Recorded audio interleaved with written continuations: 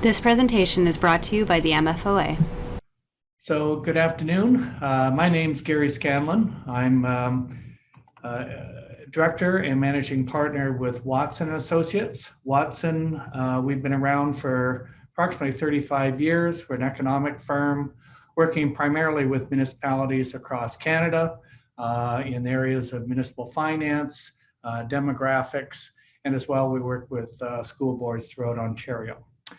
So today I'm going to talk about Bill 108, or actually the continuing changes that have been introduced by the province to the Development Charges Act and some other acts. So I had made a presentation on November 2019 on Bill 108. At that particular point, we had a piece of legislation that was going to make significant changes to the Development Charges Act. And at that particular point as well, there was another draft piece of legislation. Since that time, we have made even further changes, and I'll go through those different changes to talk about how this will impact your development charge bylaws immediately, and how there'll be some changes that you'll have to undertake over the next short while. And this really just quickly summarizes the changes that I've just talked about. In June last year, we had Bill 108, and that's the More Homes, More Choices Act. In December, they passed Bill 138, which is the Plan to Build Ontario Together Act. And then finally, there was a lot of dialogue, interaction between municipalities and the development community in the province. And I was fortunate, along with members of the MFOA, to be part of the working committee that was dialoguing on all of this. And at the end of the day, we saw the final legislation being introduced in the summer of 2020. So this is the, we're at the end, and this is what I'll talk about, what changes were on an initial basis introduced and where did we land at the end. As I go through, I'm going to refer to these bills, Bill 108, Bill 138, and Bill 197. It's just a lot easier to say Bill whatever rather than going through all these words and noting each of the individual acts. So at the end of the day, what we've ended up having is changes to how municipalities can recover growth-related costs. And it really has affected three different areas. Obviously, development charges, which I'll talk about in greater detail. And then there's been further changes, and I'll jump down to C, which was the community benefit charge. Now, in my prior presentations with the MFOA, and we talked about the community benefit charge, which was really going to be an extensive charge. In the initial stages, we were going to drop the development charge down to only 8 services, and then everything else was going to be put onto this community benefit charge. But it's been significantly overhauled. And now that community benefit charge really is to look at higher density developments, 5 stories or more, and with 10 or more residential units, then we can impose these community benefit charge. And they're actually been relegated down to 4% of the value of the land for that particular building. That 4%, you need to go through a process, rationalize your needs, but it's to provide for parkland acquisition, development charges that have been removed through this, the services that have been removed. So these non-DC eligible services now can be recovered through that. And then historically, municipalities have used Section 37 for more of arts and cultural, or maybe certain types of services that are to service a very remote area. And that could include parks and recreation space, et cetera. Anyway, that'll be subject to further presentations, but just to say that at the end, the community benefits have been reduced significantly, and they put a lot of power back into the Development Charges Act, which I'm going to talk about now. As I've noted, when Bill 108 was initially introduced, it only provided for 8 services. So it collapsed it down to more of the essential services. And those are noted in black. So you have the water, wastewater, storm, services related to a highway is basically your roads and sidewalks, et cetera, active transportation. And then waste diversion, police, fire, and ambulance. Since that time, they've added back in another, I guess, 13 services, and those are noted in red. Electrical power, which really isn't used very much. There may be some remote communities that might need to include it, but for most DC bylaws, that service has been removed from the DC bylaws. For Toronto, they've got the York Subway, Transit, which are any municipality currently providing transit service or planning over the next 10 years to provide it can include a charge. Library, long-term care, parks and rec. So they've combined parks and recreation now into one service, where historically it was generally represented as 2 services. Public health, childcare, housing, Provincial Offenses Act, emergency preparedness, and only for Waterloo Region, the ability to collect for airports. So these are the services now that we can collect for. Now, one thing I'm going to point out is that historically, the way the Development Charges Act was set up was you can collect for any service you provide except the ones we tell you you can't collect for. So though historically, the ineligible services were somewhat limited. We had headquarters for the general administration of the municipality, to some extent a city hall, a town hall. Parkland acquisition, we couldn't collect for, hospital grants, arts and culture. So those were the services that we weren't allowed to collect for. So the Act said anything outside of those you can include in the development charge. They've now flipped it around so that the Development Charges Act tells you what you can collect for. So it says these are the services that you can collect a charge for, which means anything else that doesn't fall into that category basically is now ineligible. For the most part, this is very clear on continuing with many of the services we've provided. But when we take a look at the changes, one of the things is what do we do with planning? Official plans, secondary plans, zoning bylaws, et cetera. Those were things that we used to collect for, growth-related studies. But now with this change, you don't see planning there. So this is one of the things that we have to turn our minds to. And we're fortunate in that they introduced in Section 7 of the Act this ability to collect for classes of services. And the 4th bullet there says a class, and this is the definition directly out of the Act, a class may be composed of any number or combination of services and may include parts or portions of those services.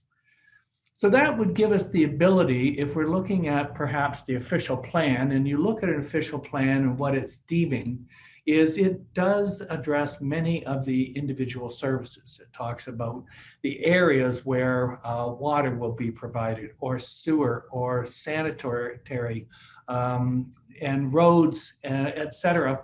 So the official plan is a document that deals with many of the municipal services.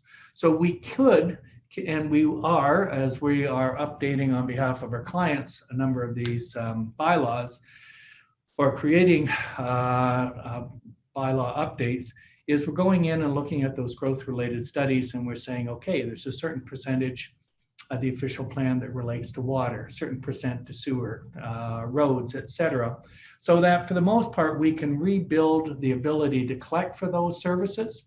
It just means that your consultant has to be a little more creative in the way that they lay that out. And as I say, we can do that because Section 7 has allowed us to create classes of services.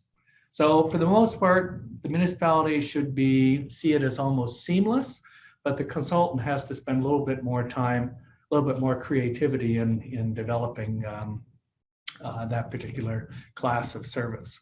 So for the most part, the services, some of the services we can continue, such as planning. So that would also be helpful to the municipality.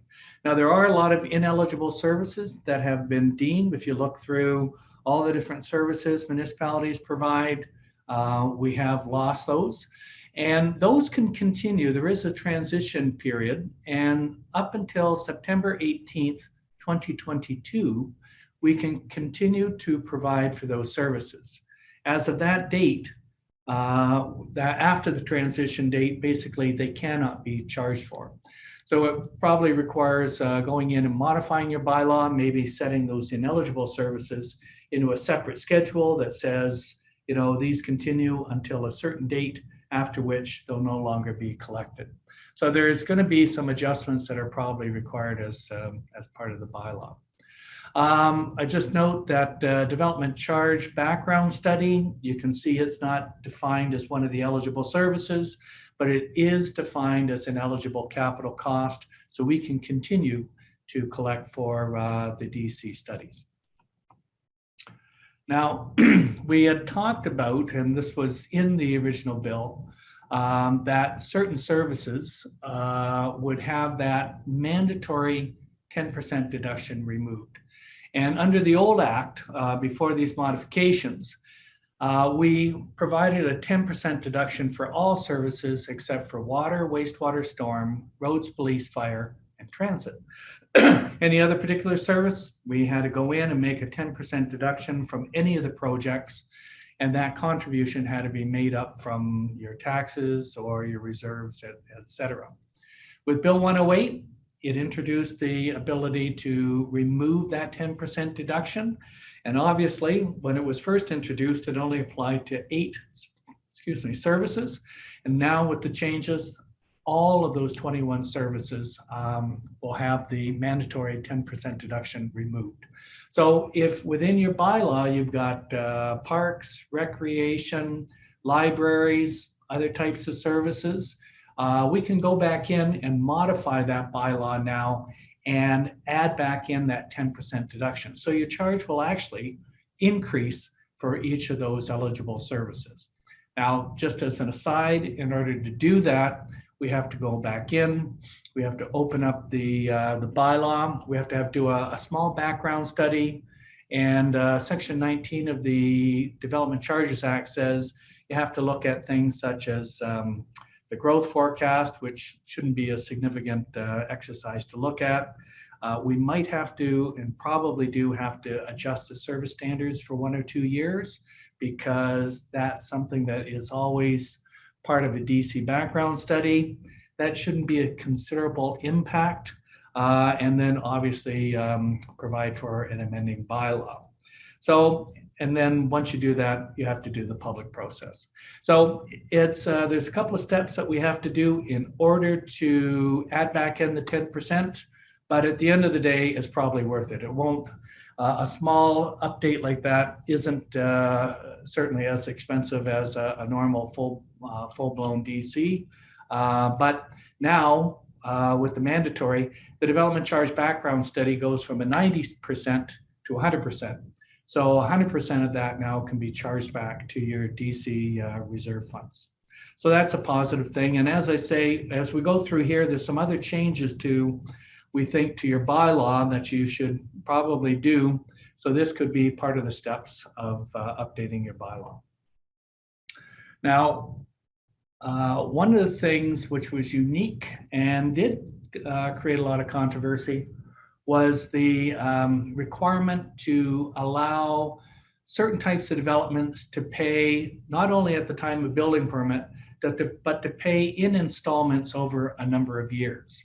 So you can see rental housing, institutional development, industrial, commercial development. They were allowed to, or it was introduced that they'd be allowed to pay over a 5-year period.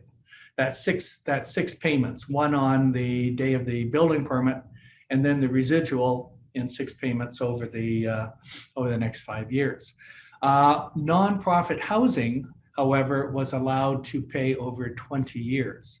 There was a lot of discussion, interaction with the province with this. They had removed the requirement for industrial and commercial development. So Bill 138 that we talked about, it subsequently removed industrial and commercial from those extended payments, installment payments.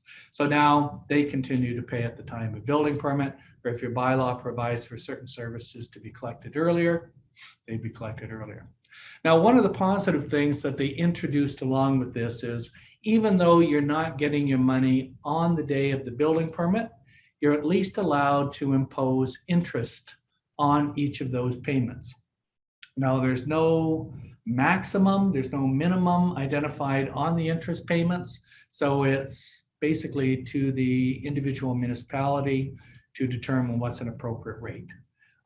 With us working with many of our clients, the rate seems to be in a fairly wide margin. A lot of municipalities are saying, well, why don't we just index it at the same percentage as we index the development charge? That way the payments stay in exact alignment with that. So that's a reasonable way to do it. Some municipalities are saying, well, if I have to go out and I have to borrow the money to venture it, then I have a higher cost. So I'm going to introduce my cost of borrowing plus all the costs associated with debenturing, et cetera. So there are municipalities that are in the 5 to 6%. I have heard of municipalities that are, but small amount that are increased, that have rates that are in excess of those amounts. So as I say, it's something that is specific to your municipality.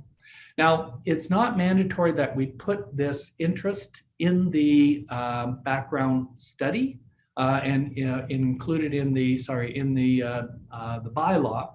So some municipalities are doing it by council policy, but quite often it's good to include those type of things specific in the bylaw so anybody pulling it out can read it. But as I say, it's not mandatory. But if you're going to introduce an update to your bylaw, perhaps you'd like to consider putting that in. Now, there are another adjustment that impacts on municipalities' cash flow, and that's the requirement that for site plan developments or for zoning amendments, the day that I put that completed application into the municipality, whatever the development charge is on the day that I give it to the municipality, the DC is locked in at that rate. So if today it's $10,000, then that's the rate.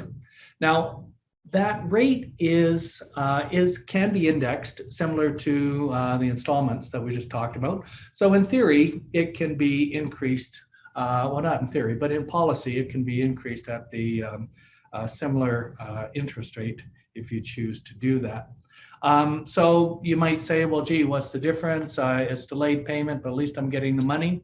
The difference is that if today it was $10,000, but next year you do a development charge update and it goes up to $15,000 or $20,000, you're locked into that original $10,000 plus the indexing. So you don't get that ability to increase it, even though your overall cost may have increased.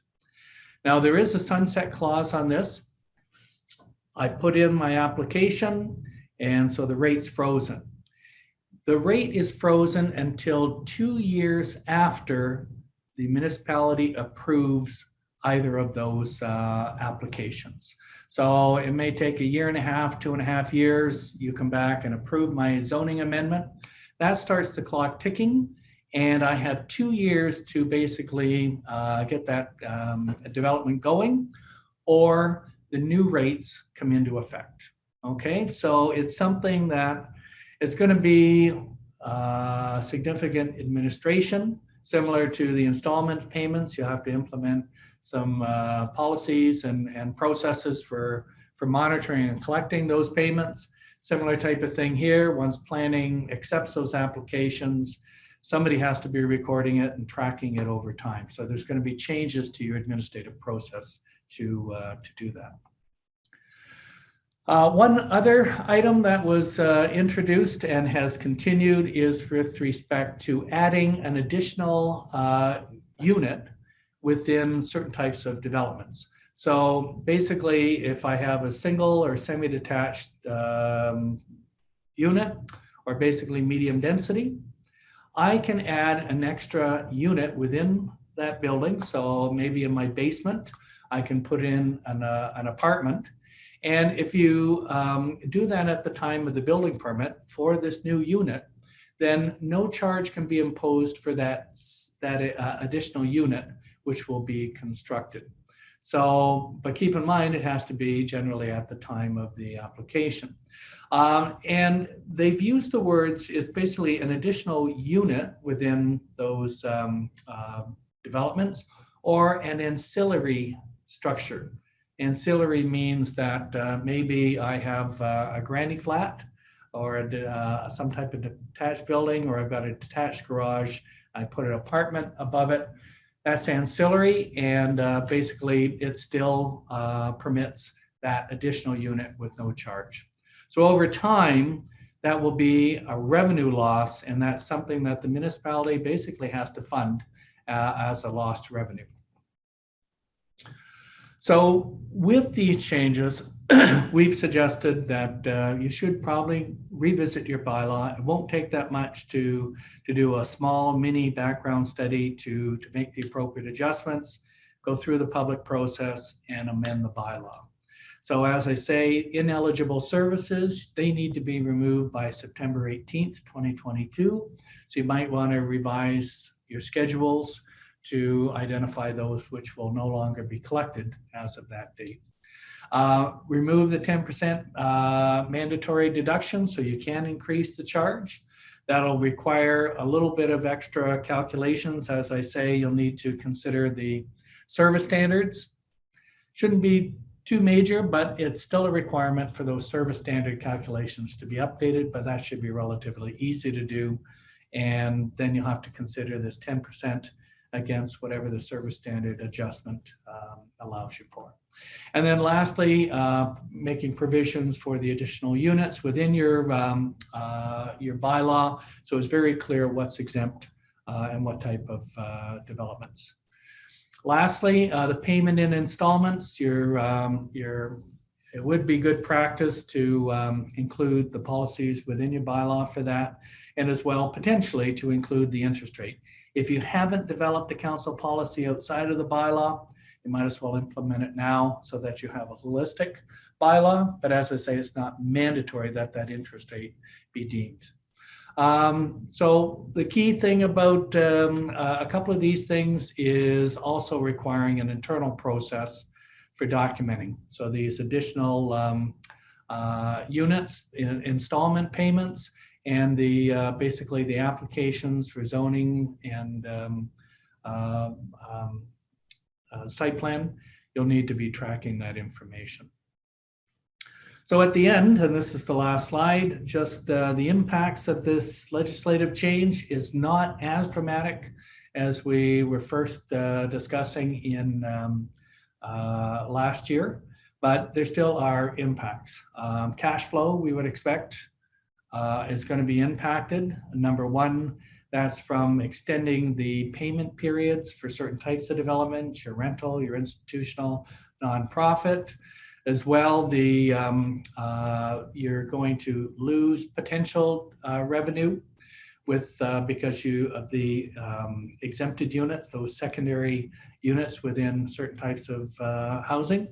The freezing of the DC quantum, if your charge changes in the time periods, you may lose that additional incremental cost. And we've lost a number of eligible services. They've now moved to ineligible. So your cash flow, your revenue to pay for those things will be lost. Now, as an offset to that, you do have, for those services that are eligible, they all become 100% recoverable. There's no mandatory 10% deduction. Obviously, you're still subject to all the rest of the deductions the Act talks about, benefit to existing, post-period benefit, but at least that mandatory 10% has been removed for your softer services. So that concludes my presentation.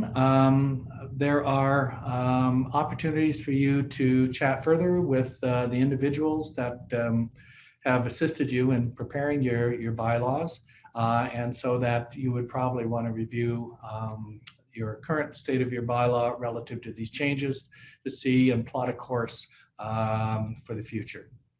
Thank you, and pleasure talking to you.